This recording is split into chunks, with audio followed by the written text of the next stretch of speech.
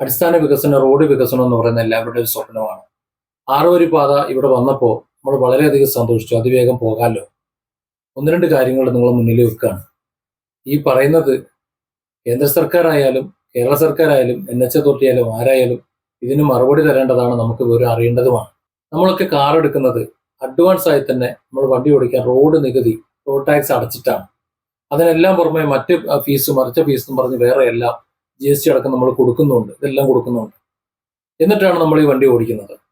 ഇന്നലെ വരെ നമ്മൾ വണ്ടി ഓടിച്ചു പോയിരുന്ന ഈ റോഡുകളിൽ ഇന്നു മുതൽ വണ്ടി ഓടിക്കണമെന്നുണ്ടെങ്കിൽ നിങ്ങൾ ടോൾ തരണം എന്ന് പറയുന്നത് തെമ്മാടിത്തരമാണ്.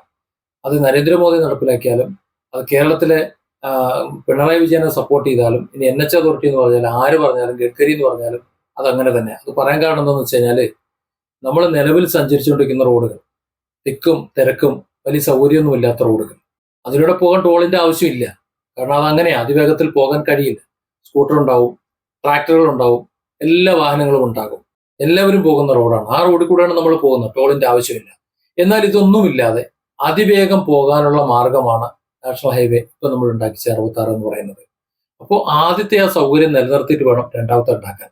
അതായത് അതിവേഗം പോകണമെന്നുള്ളവർ ഇതിനകത്ത് ടോൾ കൊടുത്ത് പോട്ടെ, അല്ലാത്തവൻ മറ്റേ റോട്ടിൽ കൂടെ പോട്ടെ. ഇതായിരുന്നു എടുക്കേണ്ട ഒരു രീതി. ഈ NH 66 പണിഞ്ഞിട്ടുള്ളത് തികച്ചും അശാസ്ത്രീയമായിട്ടാണ്. 2-3 കാര്യങ്ങൾ ഞാൻ പറയാം. ഒന്ന്, നികുതി അടച്ച് വണ്ടി വാങ്ങുന്ന ഒരു വ്യക്തിക്ക് ഒരു ചെറിയൊരു കാറാണെങ്കിൽ കൂടി 1 കിലോമീറ്ററിന് 3 രൂപ കൊടുക്കാതെ ഹൈവേയിലൂടെ സഞ്ചരിക്കാൻ പറ്റില്ല. എത്ര പേര് ശ്രദ്ധിച്ചിട്ടുണ്ടെന്ന് അറിയില്ല. ഓരോ 50 കിലോമീറ്ററിലും ടോൾ ബൂത്തുകൾ ഉണ്ടാവും. മിനിമം 140, 150 രൂപ, ചിലയിടത്തൊക്കെ 200 രൂപയൊക്കെ ടോൾ വാങ്ങിയിട്ടാണ് കടത്തിവിടുന്നത്. ഏറ്റവും ചുരുങ്ങിയത് 1 കിലോമീറ്റർ ദൂരം സഞ്ചരിക്കാൻ 3 രൂപ, ഏറ്റവും ചുരുങ്ങിയതാണ്. ഏറ്റവും കുറഞ്ഞത് 1 കിലോമീറ്റർ സഞ്ചരിക്കാൻ 3 രൂപ നമ്മൾ ഈ ഹൈവേയിൽ കൊടുത്തിട്ടാണ് വണ്ടി ഓടിക്കേണ്ടത്. ഇനി ഓക്കെ, മറ്റേതെങ്കിലും ഒരു റോഡ് നമുക്ക് പോകാൻ സൗകര്യങ്ങൾ ഉണ്ടെന്നുണ്ടെങ്കിൽ ടോൾ കൊടുത്തവൻ അതുവഴി പോട്ടെ, അല്ലാത്തവൻ മറുവഴി പോട്ടെ എന്ന് കരുതാം. പക്ഷെ ഇതങ്ങനെയല്ല.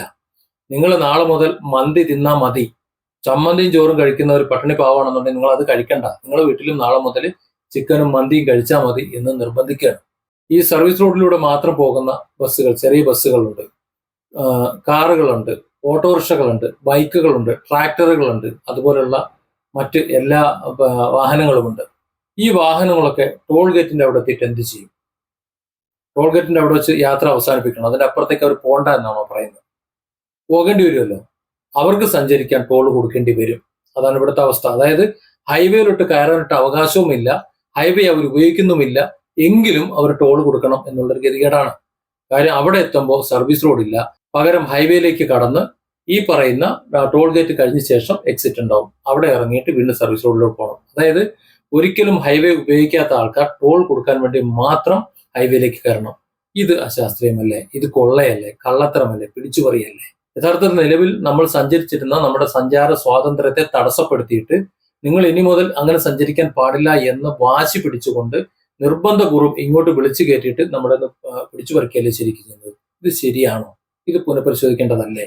എന്താണ് നമ്മുടെ സർക്കാരോ ഇനി അതല്ലെങ്കിൽ ഇവിടുത്തെ പ്രതിപക്ഷമോ രാഷ്ട്രീയ നേതാക്കളോ നമ്മുടെ ജനപ്രതിനിധികളോ മറ്റാരും എന്തേ അതിനെക്കുറിച്ചൊന്നും ഉണ്ടാത്തത്? ഇതിനൊരു മറുപടി വേണ്ടേ? ആരെങ്കിലും ഇതിനൊരു മറുപടി പറയണ്ടേ? ആരാണ് ജനങ്ങൾക്ക് ഇതിന് ഉത്തരം തരിക? Different angles. Don't forget to subscribe and support this channel.